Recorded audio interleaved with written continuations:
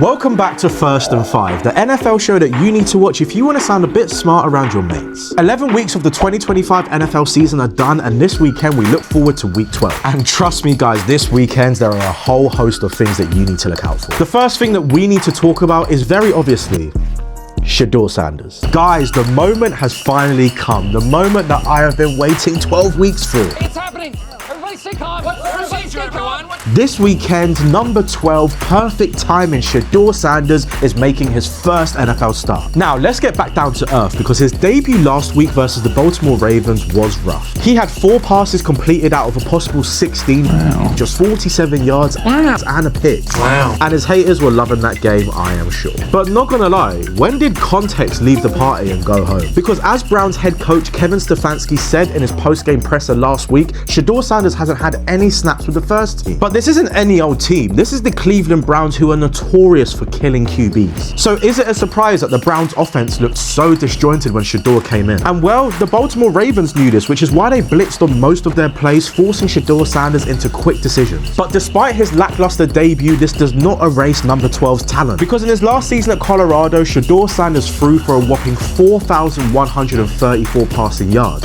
Wow. Which was 4th in the country, only behind the likes of Kyle McCord, Cam Ward, and Jackson Dart. He also threw for 37 passing TDs, which was only 2nd in the country behind Cam Ward. I mean, there's a reason why he won the Johnny Unitas Golden Arm Award, which is awarded to the best upperclassman QB in the entire country. And in his first NFL start, number 12 is coming up against a lackluster Las Vegas Raiders team. So this weekend, is Shedeur Sanders going to prove the haters right, or are we going to see perfect timing in Vegas? They tell me bust that man. Now, the second thing that we need to look out for this weekend is a Daniel Jones career game versus the Kansas City Chiefs. Now, last week Kansas City had their turn to try and beat the fraudulent Denver Broncos. And even though they were heavily favored, Bo Nix sent Patrick Mahomes packing on the way home to a 5-5 record. And things won't get easier for Patty Mahomes and the Kansas City Chiefs, because this weekend they face up against an Indianapolis Colts team who are 8-2 and coming off a bye. And oddly enough, the Kansas City Chiefs are still favored to win this weekend versus Indy, even though they've lost 2 straight games. But I'm sure that this year's Comeback Player of the Year, Daniel Jones, will have something to say about that. Because this year, the former Giants signal caller has proven why he was drafted 6th overall all the way back in the 2019 NFL draft. But,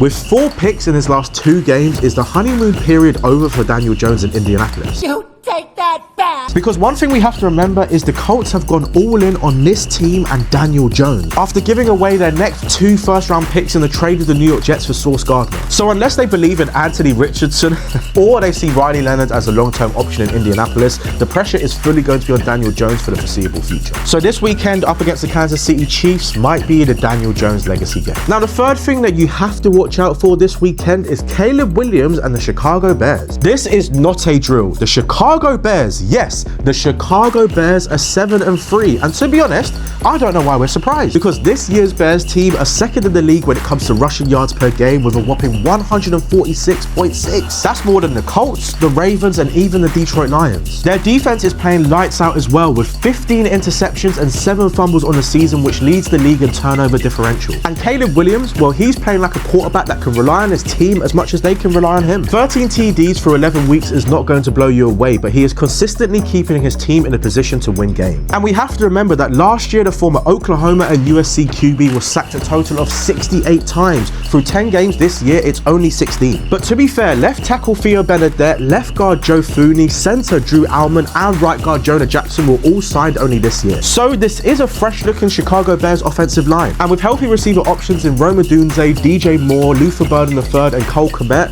can Caleb Williams and the Chicago Bears keep up their good form this weekend versus the Pittsburgh Steelers? Can we talk about the NFC West, because this division is going wild this year? Now, sorry Cards fans, but we're going to have to brush aside Arizona for this one, because you guys sit 3-7 and you've also benched Kyler Murray. I don't know about that, by the way. And although there's nothing to be excited about in the desert, the Rams, Seahawks, and 49ers are all still in playoff contention. Now, Seattle QB Sam Darnold was definitely seeing ghosts again in the City of Angels with 4 picks versus the Rams last weekend. However, despite the loss, the Seahawks are only 1 game behind LA. The 49ers have now also snuck into the mix off the back of a dominant dominant display versus Arizona. And although they have been consistent in the last 6 to 7 weeks, Brock Purdy and Christian McCaffrey are back from injury, so there is still hope for San Francisco. But with the business end of the NFL season forthcoming, which NFC West team will survive the journey? Now, the last thing that we have to talk about this week is draft positions. We're at the point of this NFL season where we know which teams are definitely not going to be making playoff runs. Notably, the Cardinals, Saints and Giants, and the Raiders, Titans, Browns and Jets. A few of those teams we talk about a bit too often when it comes to being bad. But as the season continues, teams will now start anticipating draft positions and nailing down prospects. With a very interesting quarterback selection in next year's draft, a lot of defensive options and a plethora of talent to change your franchise around, how this NFL year plays out will be very important for these teams' seasons, but also next. But those are 5 more things to look out for this NFL weekend. What are your thoughts though? Comment down below and let me know. And as always, if you have enjoyed this video, be sure to subscribe to the NFL UK and Ireland YouTube channel. As always, I've been American TJ. Peace.